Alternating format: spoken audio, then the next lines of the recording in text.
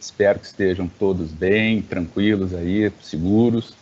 Eu sou o Frederico Bock de Eterich, sócio do escritório da área de infraestrutura e vou estar moderando os trabalhos nossos aqui hoje.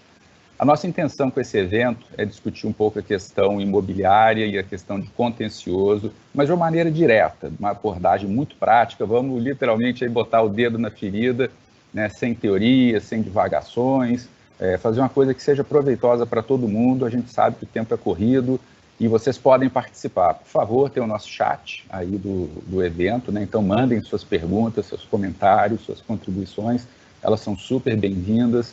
A gente vai fazer o possível para responder todas as perguntas no prazo que a gente selecionou para esse evento, né? Além do nosso chat, eu convido vocês a visitarem o canal nosso relativo aí ao Covid-19. A gente tem uma seção específica no nosso site do escritório, tem uma página, na verdade, específica. A gente já escreveu, através de todas as equipes do escritório, mais de 60 artigos. Isso é atualizado diariamente. Por exemplo, na sexta passada foram 5 das mais diferentes áreas. Então, tem muita coisa legal lá para cada um de vocês. Esse é o nosso segundo webinar da série que a gente está promovendo sobre todas as mudanças que estão ocorrendo no meio legislativo, nas novidades de regras, de normas, de conduta, de apreciações pelo judiciário. E os vídeos dos nossos webinars, o primeiro, esse e os próximos, vão estar no nosso site também. A gente chamou de canal ASA, então você vai poder ver lá, ou recomendar, ou passar para contatos, enfim, equipe, quem mais você achar interessante, vai estar tudo isso à disposição de vocês. Então, usem as ferramentas, interajam conosco, vocês hoje são nossos convidados. Eu queria aproveitar também para apresentar os nossos sócios que vão estar falando e respondendo as perguntas, né? A gente tem a Alessandra Gantz e o Henrique Antonelli, da parte do imobiliário. A Alessandra é nossa sócia em São Paulo, o Henrique é nosso sócio em Belo Horizonte. E para tratar dos temas de contencioso, a gente tem o Fabrício Fadiani e o Leonardo Platais. O Fabrício é nosso sócio em São Paulo, o Leonardo é nosso sócio no Rio de Janeiro. Desejo a todos um bom evento e desde já queria chamar aqui o Fabrício para comentar conosco as questões relacionadas aí aos maiores desafios que a gente tem visto relativo ao contencioso. Na verdade, a gente fala de crise, né? E tem sempre aquele binômio crise-oportunidade. Então, Fabrício, eu queria a sua visão aí, o que está aparecendo, o que você viu de oportunidade para os nossos clientes, amigos dos departamentos jurídicos das empresas, né? O que pode refletir nos resultados financeiros dos processos judiciais? Você pode comentar um pouco essa temática, por favor, Fabrício? É um prazer receber vocês aqui. Posso, Fred, com o maior prazer. Bom, dentro desse tempo de crise, existem muitas oportunidades que estavam dentro de casa que ninguém dava muita atenção, né? E uma delas que nós já temos por praxe fazer aqui para alguns clientes do escritório é a limpeza da base, né, Fred? Tem empresas aí que têm um legado de processo muito grande e que acaba esquecendo de encerrar esses processos aí na base. E o que isso traz de problema? Toda vez que a empresa tem um processo na base, ela acaba constituindo uma provisão, que é uma reserva em valores, que é alocado numa conta específica lá, que é uma reserva para, se houver a condenação, realizar o pagamento dessa condenação. O que acontece é que muitas empresas fazem o pagamento da condenação, mas não baixam dessa conta.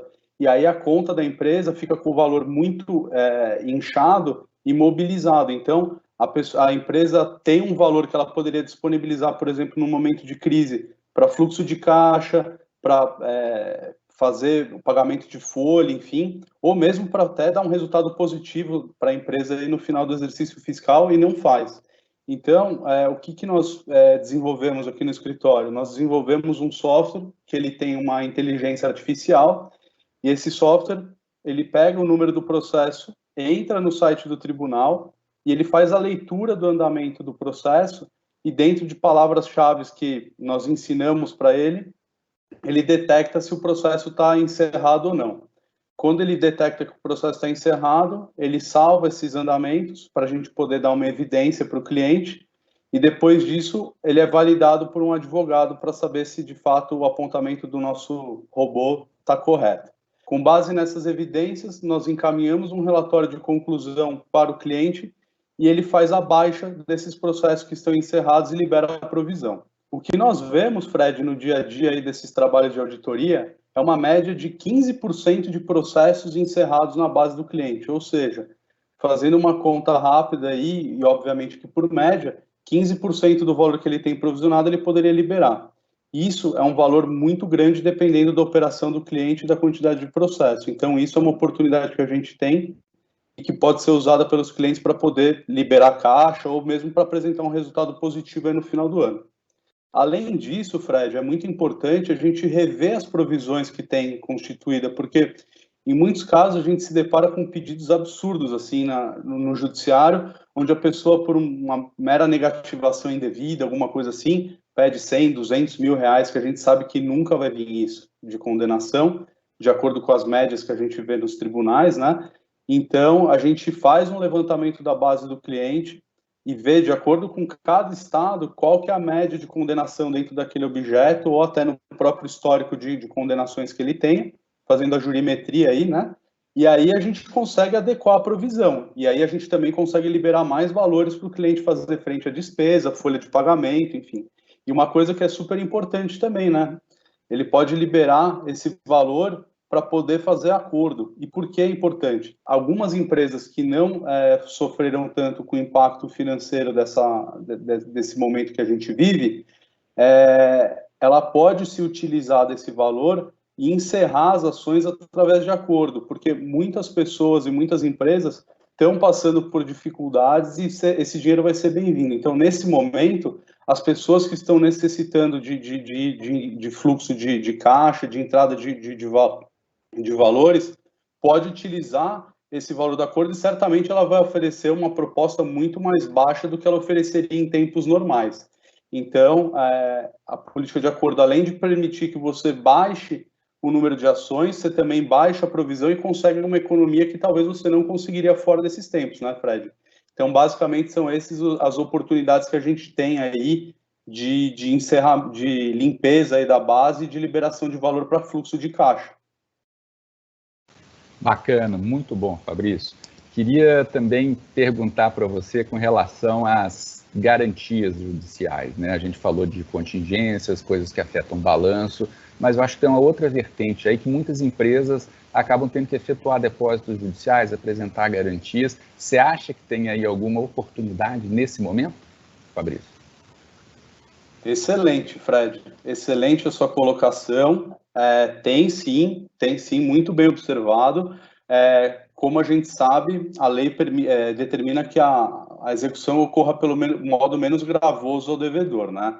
E aí, na nossa legislação, tem a possibilidade de substituir esses depósitos que são realizados em dinheiro pelas empresas por seguro garantia ou por fiança bancária, tá? Obviamente que isso tem um custo, ele é um custo muito baixo, perto do valor que a empresa poderia liberar, gira em torno aí de 0,5% até 2% do valor da garantia. O valor da garantia, por determinação legal, ele tem que ser acrescido de 30% do valor, tá? Mas é muito boa a oportunidade para fazer essa liberação, porque hoje em dia a gente tem como demonstrar para o juiz que esse valor poderia impactar nas atividades da empresa, manutenção de empregos e tudo mais, e poderia aí aumentar a chance de sucesso no deferimento da substituição da garantia. Feito isso, a empresa contrataria aí um seguro-garantia ou uma fiança bancária numa instituição de grande porte, que goze de confiabilidade no mercado, e pedir a substituição aí em juízo. Para o credor, Fred, não tem um prejuízo, porque o valor vai estar lá e vai ser, se a empresa não honrar, ou a seguradora ou o banco vai honrar, então é uma coisa que é segura também para o credor. Então é uma bela oportunidade também para que as empresas levantem esse valor, injetem nos seus caixas e apresentem aí essas modalidades de garantia que eu lhe mencionei. Muito bom, excelente aclaração aí, Fabrício. Eu queria agora contar com a ajuda da Alessandra para a gente mudar um pouquinho o foco e falar das questões não judiciais, mas negociais. A gente tem visto um período aí intenso de tratativas entre locadores e locatários, cada um tentando defender os seus interesses legitimamente, porque todos estão sendo afetados por essa crise.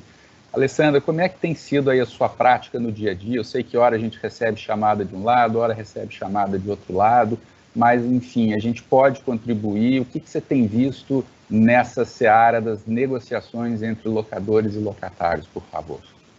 Desde o começo dessa situação que a gente está vivendo aqui no Brasil, no mundo também, mas desde o começo das paralisações de atividades, a gente tem visto uma palavra de ordem que é negociação nesse aspecto das locações. E, logicamente, a gente precisa trabalhar com essas negociações sob um aspecto de solidariedade, de responsabilidade e até observando a função social do contrato. Os locadores não querem ter o imóvel desocupado, vazio nesses tempos, em tempo nenhum, mas especialmente nesses tempos, e arcar com despesas que inicialmente não estavam previstas, e ao mesmo tempo os locatários, dependendo da atividade desempenhada, têm uma redução de faturamento e precisam buscar uma renegociação, uma redução de despesas também. Então, diante desse negócio, é importante ver quais são as possibilidades de ambas as partes, as balizas para melhor negociar ou renegociar esse aluguel. Então, qual que é o tipo de negócio desempenhado por esse locatário, qual é a capacidade econômica desse alocador, os negócios desempenhados são estritamente pessoais ou não, em que medida houve ou não houve um impacto. Eu acho que a gente precisa sempre pensar com muito equilíbrio, levar isso para a mesa, pensar com muita tranquilidade e, por que não, para fazer um exercício de se colocar também do outro lado. Acho que a palavra de ordem, junto com negociação aqui, é equilíbrio, é tranquilidade na hora de negociar. Acho que esse é o melhor caminho a se tomar, Fred. Obrigado, Alessandra. Antes de dar continuidade, queria convidar você aí que está nos assistindo, mande sua pergunta, não se sinta acanhado. Essa minha cara de bravo não é bravo, não, é só concentração para poder fazer tudo direitinho, viu, gente? Então, mandem suas perguntas, interajam. Eu queria voltar na Alessandra e explorar um pouco mais essa questão da negociação.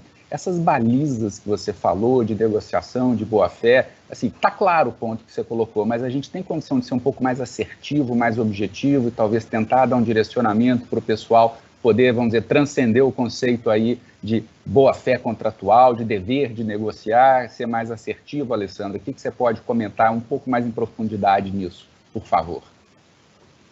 Bom, Fred, o que a gente tem visto é uma variedade de opções, né? A criatividade, para nossa felicidade, está beirando todas essas negociações. Então, a gente tem desde da possibilidade de um diferimento, né, do aluguel, seja total, seja parcial, para se jogar lá para o final do contrato ou para um momento posterior, quando a crise passar, ou já prevendo um prazo daqui 3, 6 meses, enfim.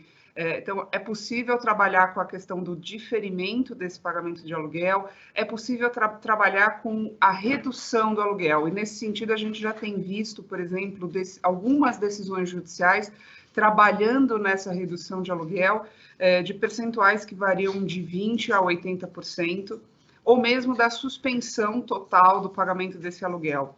Importante mencionar que a gente ainda não tem nenhum tipo de legislação que trate a respeito do tema, e muito menos a gente tem um judiciário com uma voz uníssona, um formador de uma opinião certa ou uma jurisprudência direcionada, né? Então, eu acho que a gente pode trabalhar qualquer uma dessas linhas, e lógico, o que for melhor para todas as partes, né? Eu acho que agora, como antes, como no começo do contrato, o negócio é sentar e conversar. Eu acho que é por aí que a gente tem que ir.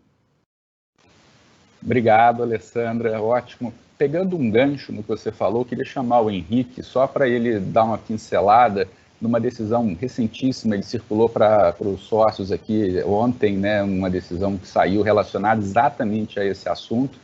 Então, Henrique, o que você pode comentar e explicar para o pessoal aí desse precedente que a gente viu criado aqui, sabendo, como a Alessandra falou, né, o judiciário é fragmentado, cada juiz tem a prerrogativa de decidir de um jeito, não existe uma linha uníssona como ela pôs, mas essa decisão, o que você achou importante, né, a ponto de circular para todo mundo e falar, gente, ó, tem um caso legal aqui para a gente estudar. Por favor, Henrique. Obrigado aí pelo convite. Bom dia a todos que estão nos assistindo. Essa decisão aí realmente foi no caso de um locador que ele circulou para os seus locatários uma proposta de acordo aí de redução parcial do aluguel e dos encargos da locação também, como condomínio, IPTU. Então, ele tratou de todos os tópicos, além do valor do aluguel, numa proposta provisória de acordo durante um período determinado. E os locatários ajuizaram uma ação pedindo liminarmente a redução dos valores dos aluguéis e dos encargos, com base justamente nessa proposta feita pelo locador, que servia para um tempo específico, só que eles conseguiram isso por um período bem maior.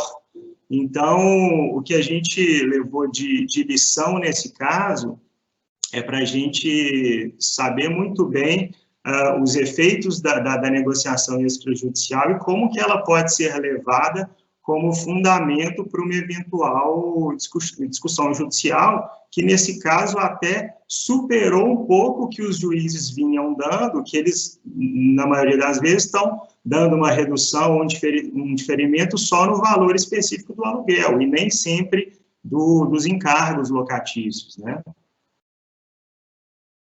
Perfeito, Henrique. Então, no final das contas, uma das lições também é aquela proposta que o locador fez aos locatários que acabaram não aceitando, ela afetou a conduta do juiz, é isso?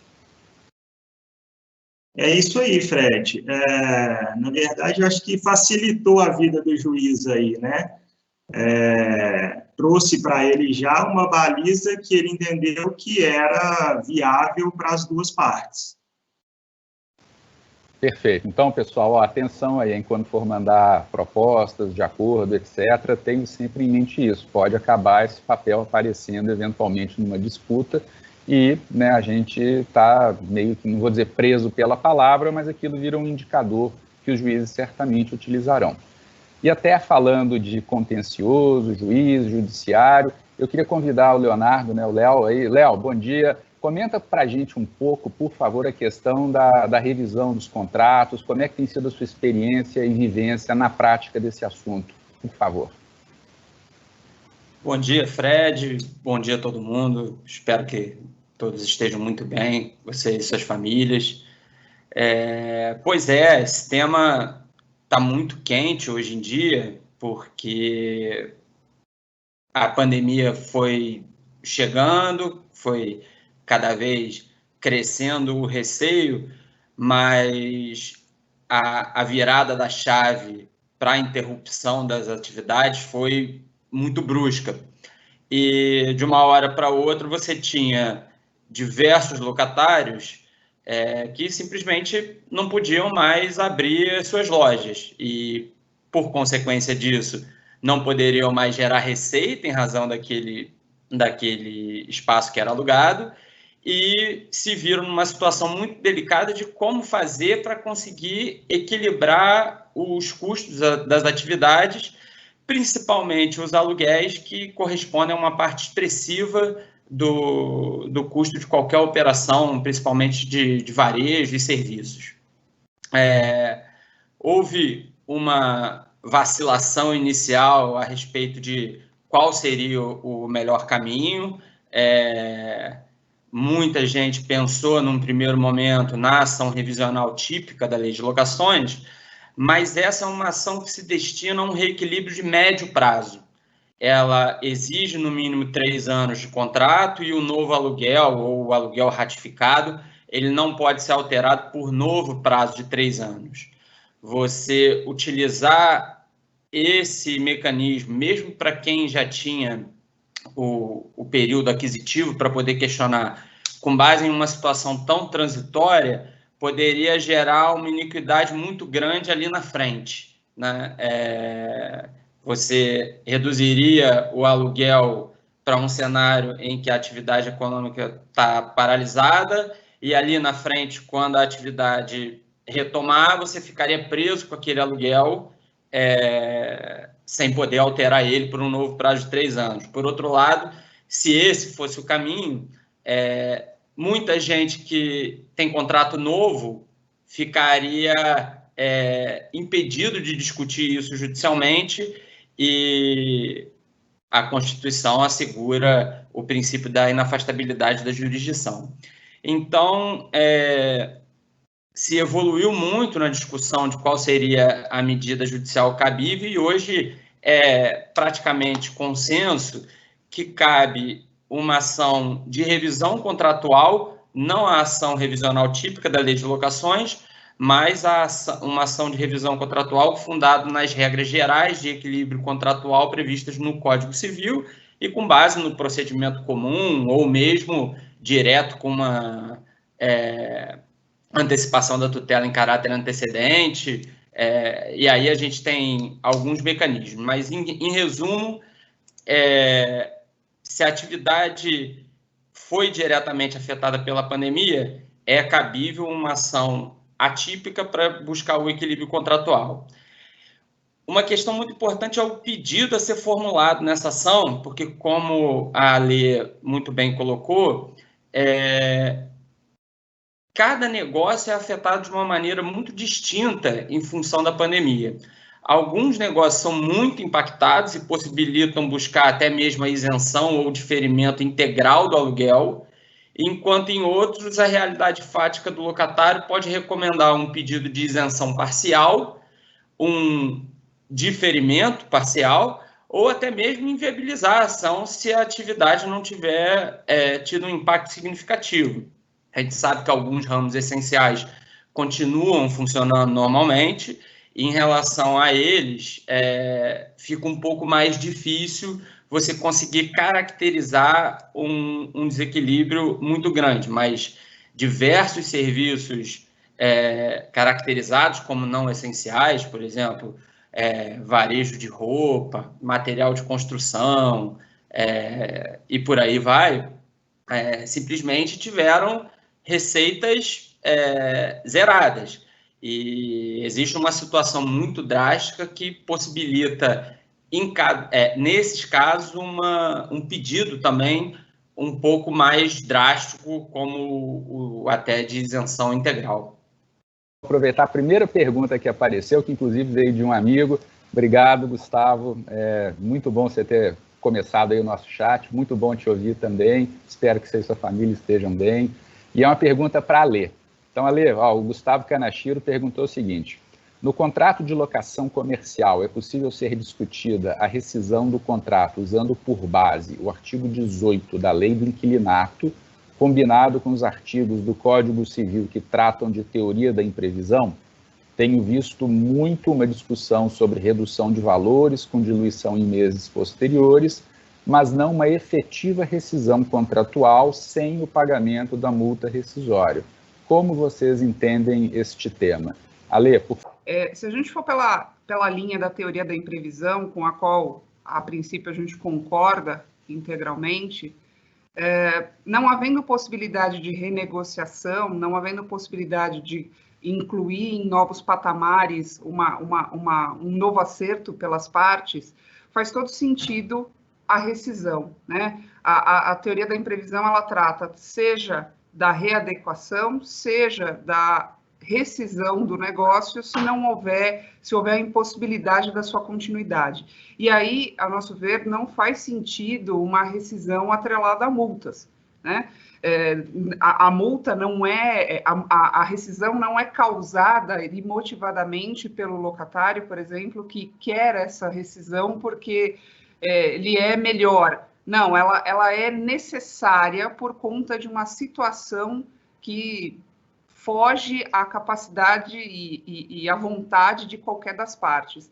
Então, entendo que é possível, sim, e a gente já teve alguns casos de clientes que optaram seguir diretamente por essa postura, haja vista que as portas de negociação foram fechadas e não houve possibilidade de continuar. Então, importante que se deixe muito clara a situação em que esse contrato está sendo rescindido, como o Léo falou.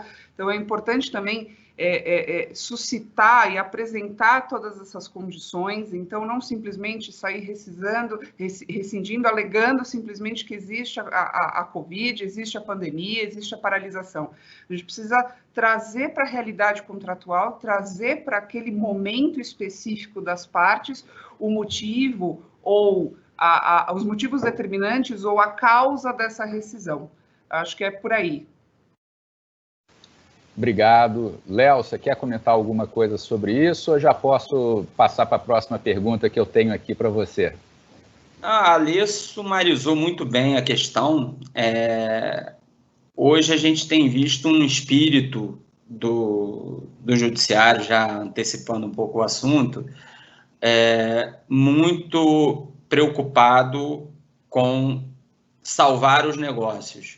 E as partes também tem havido muita consulta sobre quais caminhos que a gente pode seguir. Num primeiro momento, quase todas elas eram direcionadas a como equilibrar para os negócios conseguirem passar essa fase da crise, mas passados aí quase 2 meses do aprofundamento da pandemia no Brasil, vários clientes já têm começado a questionar também quais são os caminhos para a rescisão dos contratos, porque em alguns setores a retomada vai ser muito difícil e então as partes já estão começando a se mobilizar para entender quais são os cenários possíveis para sair de eventuais contratos que não consigam mais performar sem algum tipo de penalidade. E o que a lei colocou é exatamente o que a gente tem conversado. É plenamente possível, sim, a teoria da imprevisão, mas é um caso que precisa ser muito bem estruturado, porque é basicamente um tudo ou nada.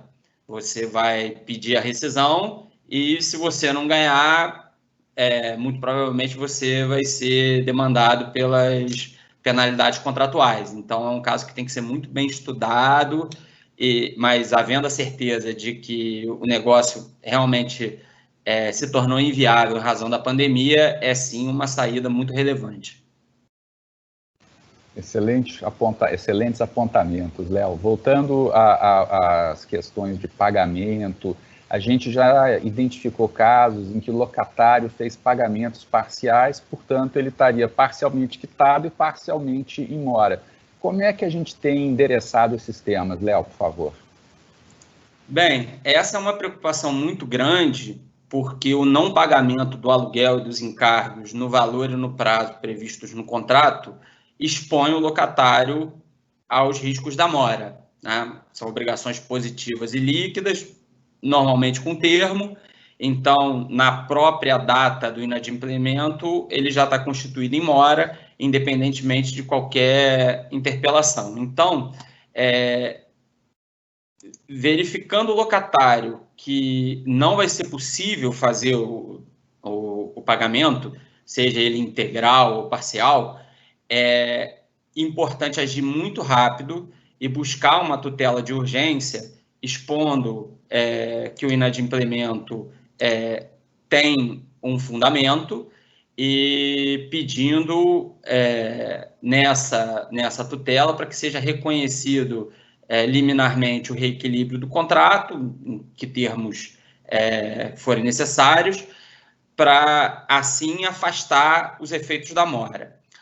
Uma solução que é bem interessante, no caso de pagamentos parciais, ou seja, quando o locatário ele consegue ainda manter parcialmente a atividade dele, mas precisa de uma redução ou um diferimento, no mínimo parcial, é importante até mesmo para demonstrar boa-fé que seja feito o depósito judicial ou na conta, se esse for o meio de pagamento escolhido no contrato, o depósito daquela parcela incontroversa numa espécie de consignação, porque assim você consegue não só demonstrar que você já está depositando a parcela em controvérsia e pedir essa proteção adicional, como também demonstrar uma boa-fé em juízo, que certamente vai contribuir para um resultado mais favorável. Obrigado, Léo. E aí, exatamente a próxima pergunta que eu tenho para você, só para finalizar, a gente poder avançar com os outros também, mas é importante isso. E qual tem sido a resposta do judiciário, né, no caso de mora parcial, de depósito, de revisão temporária de contrato? A gente viu aqui opiniões, posições, mas na prática, o que os juízes têm feito? Tem sido uma grata surpresa ver a reação do judiciário nesse período. Decisões muito boas, muito bem fundamentadas, fazendo uma análise econômica das relações jurídicas para extrair os efeitos da pandemia em cada caso. Nós temos muito pouca estatística judiciária no Brasil, mas a percepção, pelo que nós temos visto no dia a dia, é de que as chances de deferimento da tutela de urgência são muito boas quando é um caso bem construído. Alegar simplesmente que houve a pandemia não tem sido um caminho muito fácil, mas quando você consegue demonstrar que a pandemia efetivamente afetou a atividade, as chances são realmente muito boas. O judiciário tem levado muito em consideração os aspectos subjetivos das partes, como que a pandemia tem impactado nas atividades e nos negócios, para definir os descontos aplicáveis. Mas, em termos bem gerais, e correndo o risco inerente a qualquer generalização, o que a gente tem visto de forma abrangente são reduções dos aluguéis em 60% a 70%, com alguma margem para baixo ou para cima. Perfeito, Léo. Me corrija aí se eu estiver errado, mas a impressão geral que fica é que essa pandemia trouxe como um efeito positivo o judiciário realmente se debruçar mais nos assuntos e entrar a fundo. Uma das críticas que a gente, como advogado, frequentemente tem são decisões superficiais, às vezes feitas por assessores de forma assodada, de forma rápida, e que muitas vezes deixam a prestação jurisdicional aquém do que as partes esperam. Mas parece que essa dinâmica da pandemia trouxe uma sensibilização maior e as sentenças estão vindo com mais qualidade, com mais reflexão, com mais equilíbrio. Eu queria perguntar a cada um de vocês, Léo, Alessandra, Henrique, Fabrício, vocês concordam com essa visão? É uma síntese que a gente pode tirar do momento que a gente vive hoje? É isso mesmo, tem sido uma grata surpresa, como eu disse, decisões muito bem fundamentadas, equilibradas, buscando salvar os negócios, e isso não só na área dos contratos de locação. Diversas relações continuativas têm sido impactadas pela pandemia, e isso tem trazido uma série de questionamentos no Poder Judiciário em relação a reequilíbrio contratual de uma forma geral, e, no geral, a gente tem sido tem ficado muito feliz com os resultados que têm chegado. Ale, o que você pode contribuir com a gente aí, depois o Fabrício e depois o Henrique, por favor, pessoal? Eu acho que o Léo sintetizou muito bem isso, né? A gente tem visto um judiciário socorrendo a situação que a gente vive, né?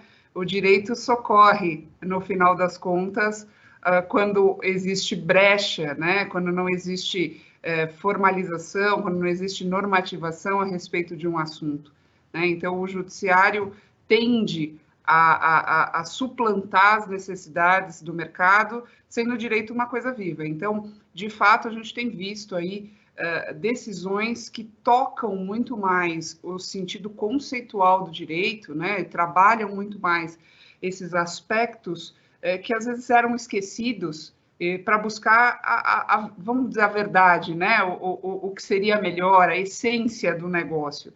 Então, de fato, acho que a gente tem visto muitas coisas boas vindo dessa pandemia. Obrigado, Ale. Fabrício, contigo. O Léo e a Ale, como sempre, falam muito bem e quase que me deixam sem ter o que falar, porque eles acabaram esgotando um pouco do assunto. Mas se eu pudesse fazer uma avaliação, Fred, eu acho que as decisões elas ficaram mais humanas e menos automáticas. O juiz lê as coisas, ele se coloca dentro do sapato de quem está pleiteando lá uma revisão do contrato, faz uma análise mais macro e não limitada só no processo e sem ler mesmo, assim, sem adentrar a fundo na questão. Então, eu acho que foi uma vitória para nós, advogados e jurisdicionados aí, a atenção que vem sendo dispensada na solução desses litígios. Obrigado, Fabrício. Henrique, por favor, aí sua visão. Eu sei que todo mundo já falou bastante, mas tenho certeza que também dá para a gente fazer essa análise aí, por favor. Fred, eu concordo plenamente com o que meus colegas colocaram.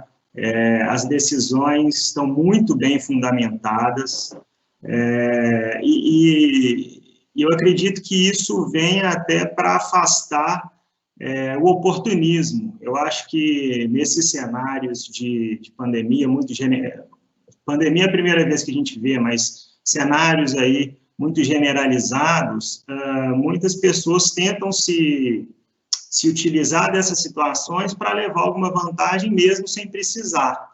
Então, essas decisões judiciais muito bem fundamentadas, que levam em conta os critérios subjetivos das partes, realmente analisam a fundo o caso concreto, eles afastam do judiciário essa situação de pessoas que eventualmente não precisariam ir ao judiciário para pedir uma revisão contratual ou ou rescindir um negócio que elas não têm mais interesse por outros motivos, porque elas sabem que realmente o caso concreto vai ser analisado, e isso é muito positivo até para a gente evitar aquela enxurrada de processos em massa tratando do assunto.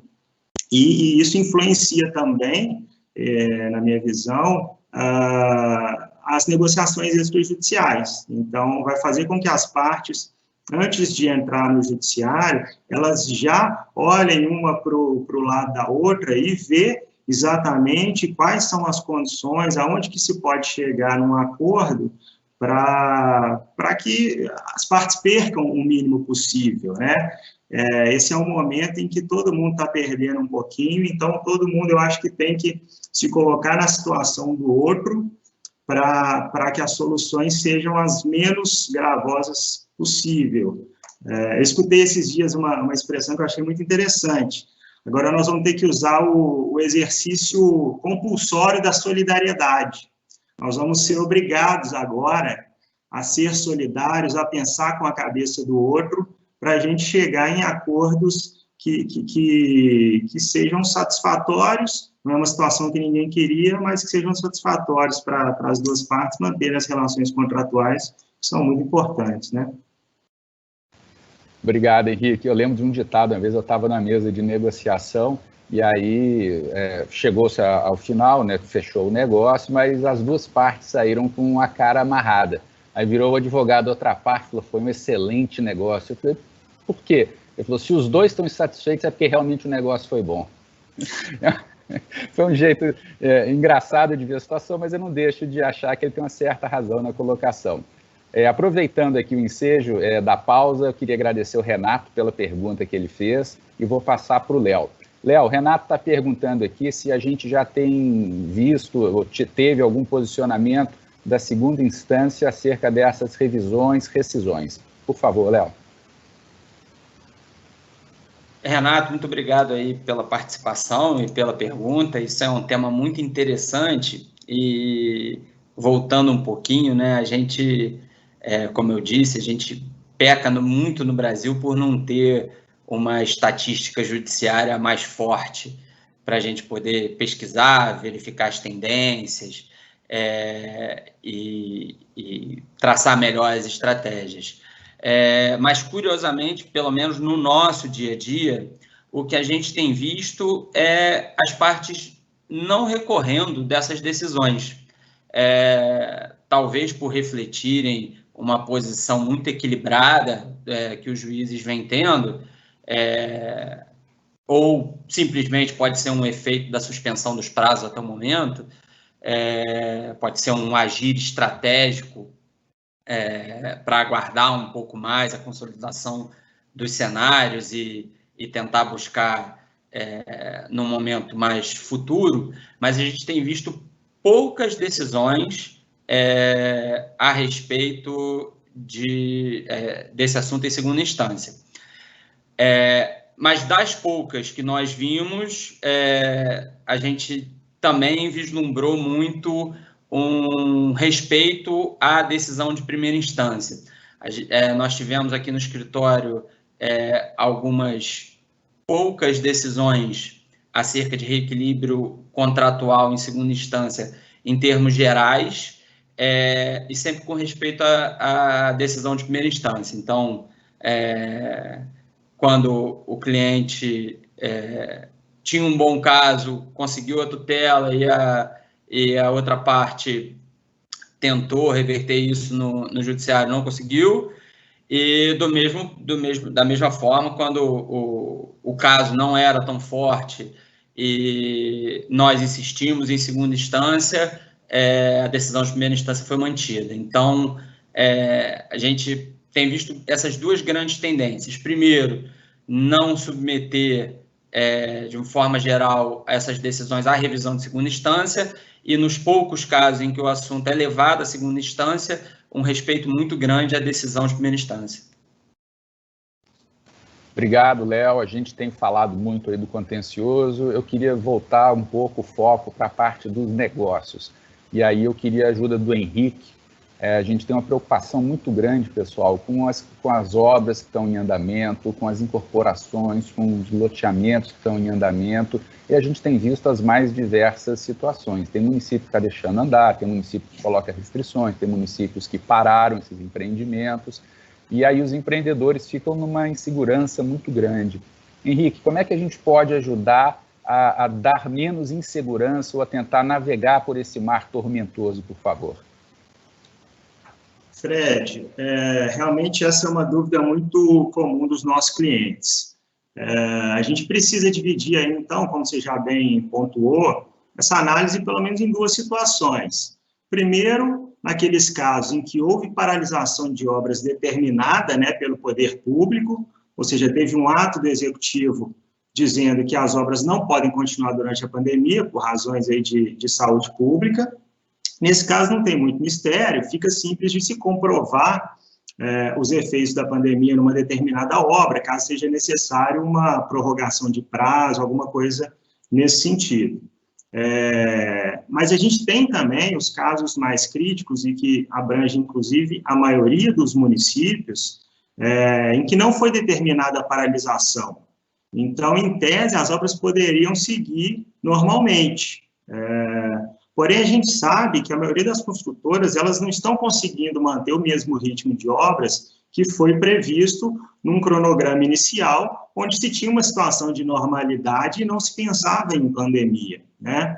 Então, esse fato imprevisível que é a pandemia, ele está realmente afetando os cronogramas de diversas construções por aí, por diversos fatores. A gente pode citar aí, por exemplo, a dificuldade na compra e no recebimento de materiais que já estavam previstos para chegar numa determinada época, a dificuldade na contratação de alguns serviços, o fornecimento de serviços está bastante reduzido, a limitação no transporte intermunicipal, por exemplo, dificulta o acesso de diversos trabalhadores às obras, as regras de distanciamento dentro do próprio canteiro de obras, né, por razões também de saúde pública, na minha visão, sem dúvida nenhuma, reduzem bastante a produtividade.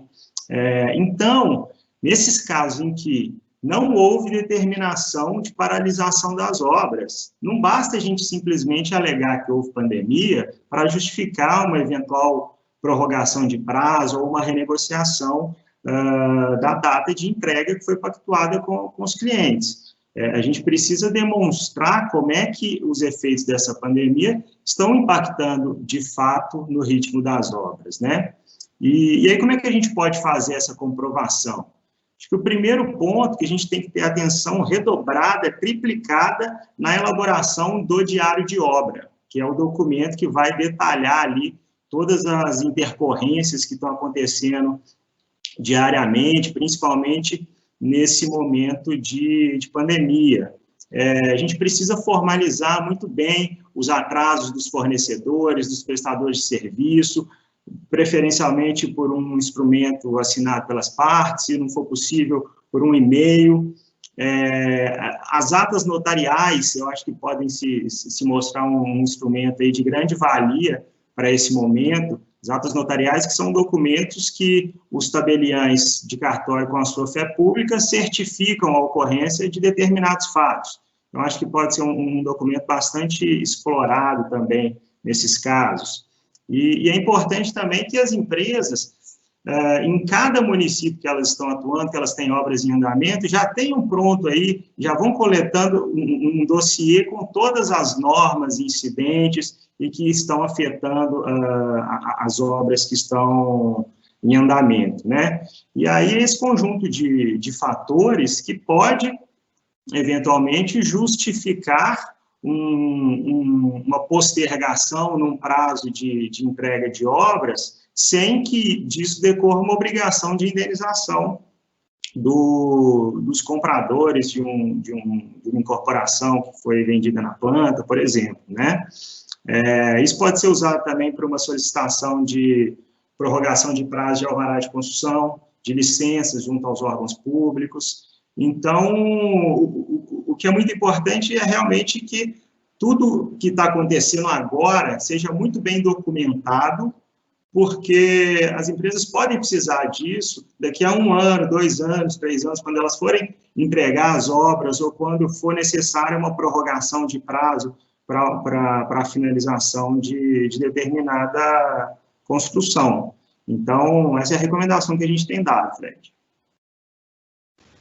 Obrigado, Henrique. Tem uma pergunta que chegou aqui, eu queria a ajuda da Alê para responder. A Gabriela mandou essa pergunta para a gente. Obrigado, Gabi. Sobre a situação dos cartórios, né? Vários, se não todos, projetos imobiliários, a gente tem uma dependência grande aí dos cartórios, seja de registro imobiliário, registro de notas, enfim, dos mais diversos tipos. E alguns estão funcionando bem, outros estão funcionando mal, os empreendimentos às vezes sofrem atraso na questão dos documentos por conta dos cartórios. Alê, como é que a gente responde para a Gabi isso aí? Quer dizer, como é que os cartórios estão se virando nos 30 nessa situação de hoje?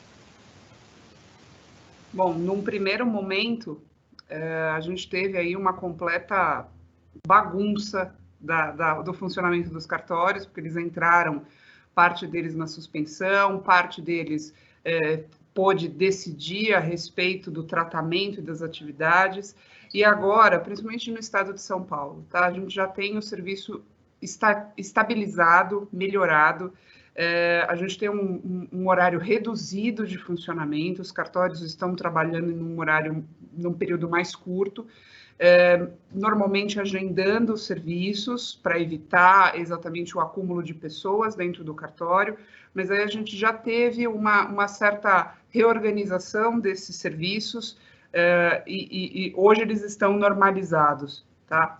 Então, se alguém precisar, como o Henrique colocou, de ata notarial ou recorrer a algum documento de cartório, já é possível, sim, realizar essas atividades, tá?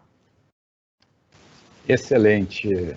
E, Henrique, você pode comentar também, né? A Alessandra está comentando a experiência de São Paulo. Como é que está a tua experiência aqui em Minas com relação aos cartórios, por favor? Fred, aqui em Minas, na maioria dos cartórios também, a gente está tendo um bom atendimento. Alguns estão usando mais aí da portaria que foi editada pelo Tribunal de Justiça e atendendo só casos específicos de urgência mesmo, mediante agendamento, mas diversos cartórios com atendimento normal também. É claro que no presencial tem lá todas as cautelas sendo tomadas, mas diversos cartórios, inclusive com horários normais, sem redução, os cartórios de notas também estão com uma atividade bastante eficiente. Então, o importante é que se tiver alguma demanda para se fazer em cartórios, principalmente registros de imóveis, que você não pode escolher qual que você vai utilizar, né? É fazer uma consulta diretamente no cartório, ver o que eles estão recebendo, o que não está funcionando, o que se pode fazer. Estou vendo muitos cartórios recebendo também documentos por correio, de forma eletrônica. Então, acho que tem muita coisa que a gente vai poder tirar de lição aí para, eventualmente, aproveitar no futuro extra-pandemia, pós-pandemia, para a gente tirar coisas boas daí também, dessas ações que estão sendo feitas pelo cartório, com um pouco menos de necessidade daquele comparecimento presencial. Perfeito, obrigado. A gente tem aqui mais uma pergunta agora do meu xará, do Frederico, e eu acho que tanto o Henrique quanto a Alessandra podem nos ajudar. Eu vou ler aqui a pergunta. As prévias divulgadas pelas incorporadoras em relação às vendas de imóveis no primeiro trimestre surpreenderam positivamente o mercado. O que as empresas desse ramo têm feito para conseguirem fechar negócios, mesmo com o isolamento social e o distanciamento dos clientes? Henrique, primeiro você, depois a Alê, por favor. Fred, esse é um aspecto também muito interessante. Os números realmente surpreenderam. A gente tem visto, principalmente aí as incorporadoras focadas na baixa renda, tiveram números expressivos no primeiro trimestre, apesar do mês de março já ter sido bastante afetado pela pandemia.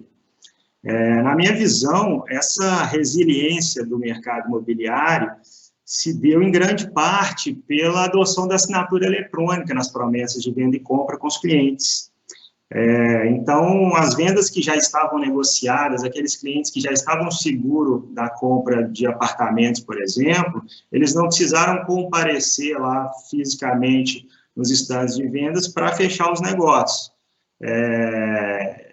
Antes da pandemia, a gente tinha algumas grandes empresas, alguns poucos players do mercado imobiliário fazendo contratos com assinaturas eletrônicas e com essa pandemia, as empresas que ainda não tinham se atualizado nesse sentido, elas tiraram seus projetos da gaveta e conseguiram se atualizar aí em tempo recorde. A gente vê diversas empresas com números bastante representativos de vendas que já estão fazendo integralmente suas vendas com assinatura eletrônica. Então, isso aí, sem dúvida, foi uma evolução espetacular. É claro que a gente tem que, como toda evolução que é feita às pressas, ela tem que ser feita com bastante cautela. Então, tem diversas formalidades legais que têm que ser observadas tanto no contrato físico quanto no contrato eletrônico. Então, precisa ter realmente um acompanhamento jurídico adequado para isso. Você pega, por exemplo, a lei do distrato de final de 2018, ela traz a obrigatoriedade de assinatura do cliente em algumas cláusulas específicas ali de multa em caso de rescisão contratual motivada por ele. Então, é importantíssimo que essa adequação ela cumpra as exigências legais para que a validade desses contratos assinados eletronicamente também não seja questionada no futuro. Mas, sem dúvida, se a gente pode tirar algum ponto positivo aí da pandemia, essa evolução aí, revolução, não sei como é que a gente pode chamar isso, digital dos contratos e das vendas é muito bacana e antecipou o que a gente já via como uma evolução para o futuro. Então, é um caminho sem volta e que realmente vai mudar bastante as relações nas vendas aí de imóveis. Obrigado, Henrique. Eu acho que a gente tem vários caminhos sem voltas, né? Essa ferramenta mesmo que agora que a gente está usando, eu acho que ela vai ser incorporada ao nosso dia a dia. Mas, enfim, Ale, o que você pode comentar aí para complementar e a gente poder dar uma resposta bem completa, por favor? Eu acho que, além da questão da formalização dos contratos, que o Henrique mencionou, o mercado também está se adequando às novas formas de oferecer essas unidades, de oferecer esses produtos. né? Um negócio essencialmente pessoal, que normalmente depende da visita, por exemplo, a um decorado, ou da visualização do que é o lote, as empresas começaram a pensar em soluções em outros formatos, em formatos digital, para apresentar os seus produtos. Então, além da questão da formalização, tem a questão da oferta, né? Então, é o meio digital servindo também nessa ponta de fazer o marketing, de oferecer o produto, de apresentar as condições das unidades ou dos lotes, enfim. Então, eu acho que a gente também vê um futuro nessa linha. Obrigado, Ali. Eu estava lendo uma pergunta que chegou aqui quando você estava terminando, desculpa. A Thaísa, ela mandou uma pergunta bastante interessante, bastante complexa, falando sobre os contratos administrativos. É até mais a minha praia, então vou tentar te ajudar, Thaísa, e aí os outros sintam-se à vontade aí para também querer contribuir com a resposta.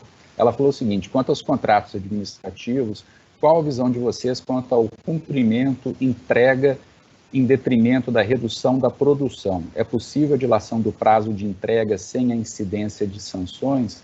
Bom, Thaís, eu acho que tá? Eu acho que é possível, sim. Uma das coisas que a Lei 8666, que rege os contratos administrativos, permite é a situação de força maior, essa excepcionalização. Eu diria até que o tratamento da força maior ele é mais bem feito nas normas de direito administrativo que nas normas do Código Civil. Então, eu acho que isso é possível, sim. Obviamente, tem que ser tudo bem documentado, com cartas, se houver reunião, atas de reunião, porque se essa situação desaguar numa disputa judicial, a prova é fundamental. A tua segunda pergunta aqui sobre, e quanto ao reequilíbrio econômico-financeiro?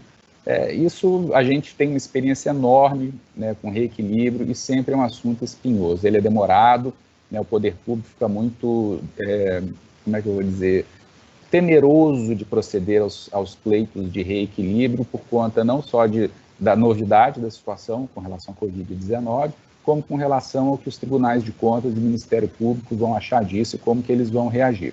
Tá? Então, sim, tem ocorrido, mas tem muita cautela.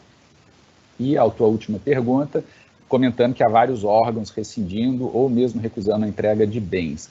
Quais as medidas podemos adotar nesse momento inicial? Eu vou pedir a ajuda do Fabrício e do Leal nisso aqui também, então vou dar uma minha visão desse assunto, né, que medida que pode ser tomada quando o cliente não quer receber a mercadoria.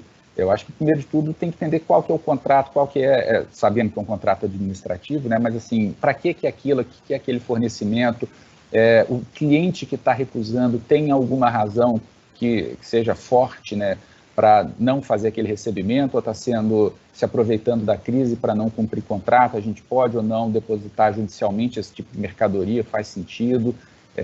Léo, Fabrício, podem me ajudar aí na complementação, porque eu acho que depende muito do detalhe do caso, mas a visão de vocês aí do judiciário eu acho que pode contribuir. Então, primeiro Léo, depois Fabrício, por favor. Fabrício, você pode entrar direto quando o Léo terminar. O judiciário está sempre de portas abertas para suprir um ato ou uma declaração de uma parte quando ela é exercida ou não exercida de forma ilícita. Então, se não houver motivo para o recebimento de uma mercadoria, você pode depositar ela em juízo. No caso de imóveis, se o locador não quiser receber um imóvel que estava alugado e que o contrato não vai poder salvo, você pode proceder à entrega das chaves em juízo. Isso aí não tem nenhuma complicação.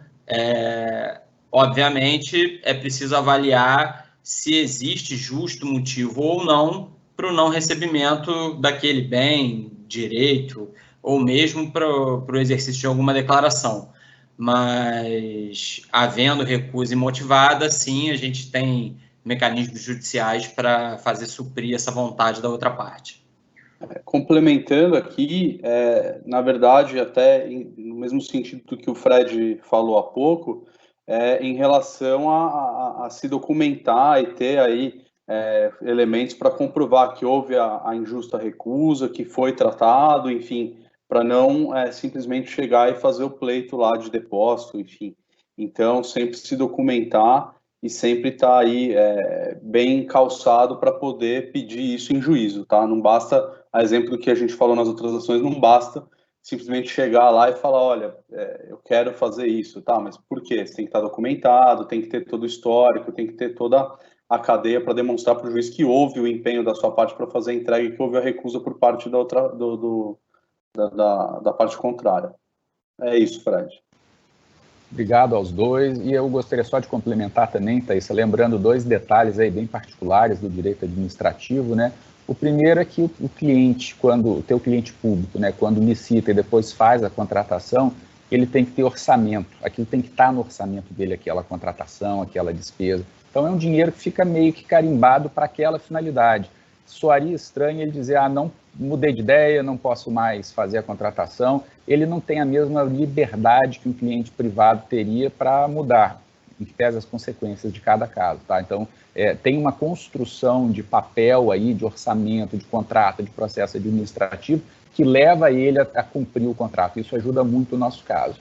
O segundo ponto, por outro lado, é que ele também tem a prerrogativa de, em até 25%, reduzir o escopo do contrato, né? Então, se porventura ele não recebeu, porque ele exerceu essa prerrogativa de redução, aí realmente ele tem direito e a gente não tem muito o que fazer, tá? Eventualmente podemos pensar num claim, num pleito por conta de um BDI sobre o que você não faturou, mas enfim, aí já é uma outra história, abre uma outra porta, é bem mais profunda a questão.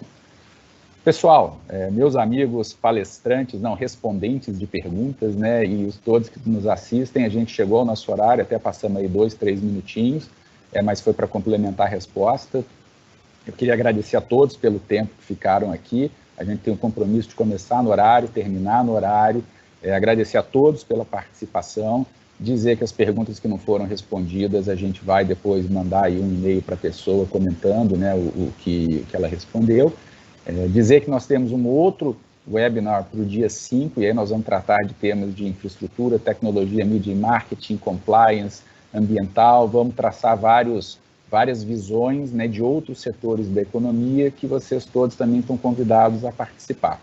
Com isso, eu encerro o nosso evento de hoje. Mais uma vez, agradeço a todos. Fiquem seguros. Tchau.